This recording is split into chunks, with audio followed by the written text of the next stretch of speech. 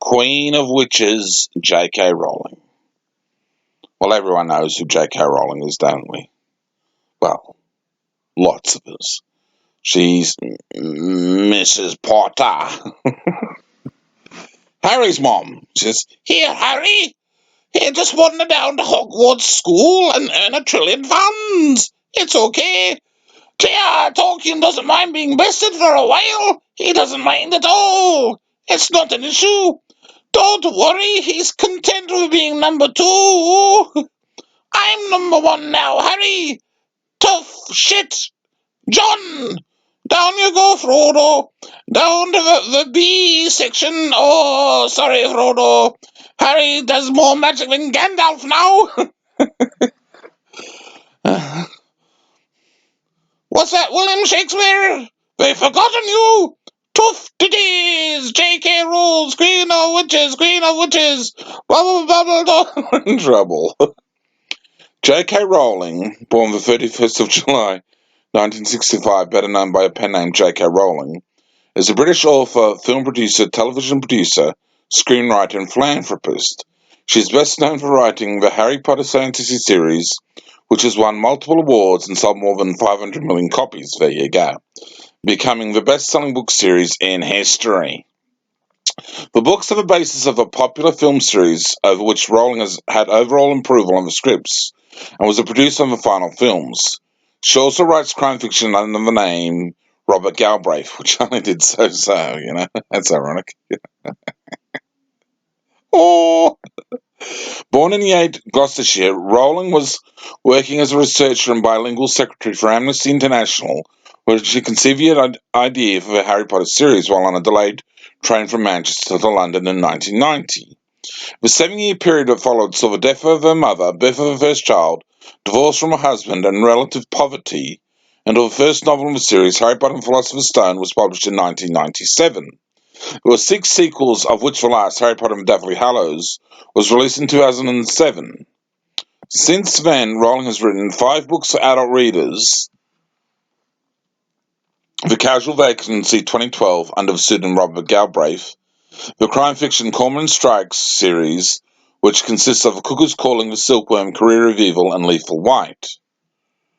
Rowling has lived a rags to riches life in which she progressed from living on benefits to being the world's first billionaire author.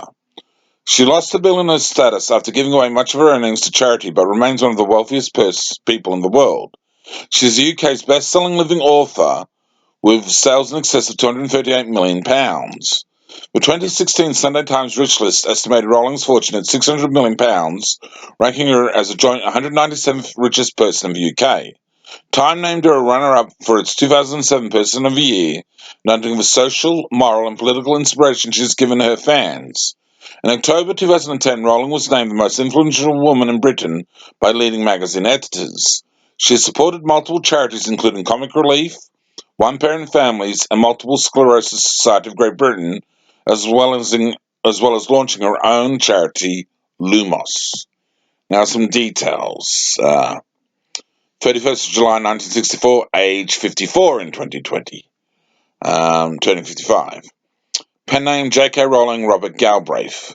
Joanne Kathleen Rowling, but as far as I understand, she might not really have Kathleen as her actual middle name. I think it's an invented one, but I'm not sure if that's really the case. Occupation: author, film producer, television producer, screenwriter, philanthropist. Residence: Killychassie, Scotland. Nationality: British. Education: University of Exeter. Bachelor degree 1986. Oh, well, she's got a uni degree. Period 1997 to present. Genre: fantasy, drama, young adult fiction, tragic comedy, crime fiction. Notable works: Harry Potter series, Cormoran Strike series. Spouse: Jorge Arantes. Married 1992, divorced 1995. Neil Murray, married 2001. Well, second husband, still married, children 3. Website jkrowling.com. Now, J.K. Rowling is, of course, very well known for her tweets, isn't she? We're always reading on the news on the internet and things, and hearing quips about how J.K. Rowling has wisely responded to such and such with a salient, insightful point, putting them in their place, especially masculinists. But no, she's all right, I suppose. She's very popular with the kids, so she obviously knows how to write the stuff which kids read because it's so damn popular. And I think when we talk about people with the X factor in life, there must be something which is sort of some sort of insight or wisdom which J.K. has, which people with the X factor have, which just was able to connect to a lot of people in a real way. Because in its own way, Harry Potter was not really anything terribly special on taken as a normal sort of thing in the fantasy sort of world. There had been things like in Lord of the Rings, of course, back in the 50s, and the books in the 1980s, biggest one like the Magician Saga by Raymond E. Feist, the Midkemire Saga, and David Eddings stuff, and a number of others. But they got well established on a big quality idea. But Harry Potter, in and of itself, it just seemed, looking at the first book, the Philosopher's Stone, also called the Sorcerer's Stone, it looks just like any other sort of kids book you find at the library on magic stuff, and it doesn't really come across as anything that would necessarily particularly become a huge bestseller. Just another sort of potentially popular enough kids book.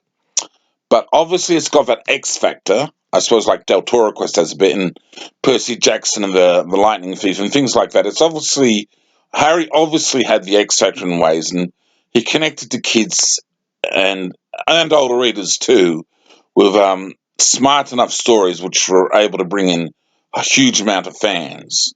So I think one of the secrets J.K. Rowling obviously has in the way she writes this stuff is the ability to connect to people and to just drag them in.